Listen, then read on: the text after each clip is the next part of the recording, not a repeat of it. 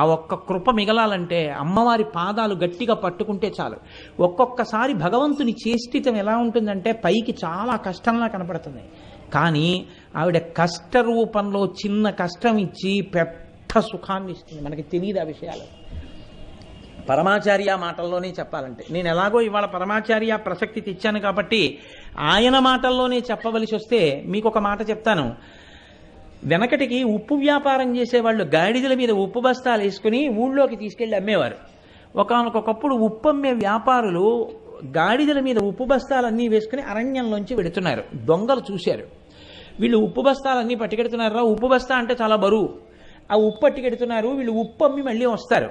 వచ్చినప్పుడు మనం ఈ ఉప్పు అమ్మిన డబ్బు పట్టుకొని వస్తారు కాబట్టి వీళ్ళని భయపెట్టి డబ్బు దోచుకోవచ్చు.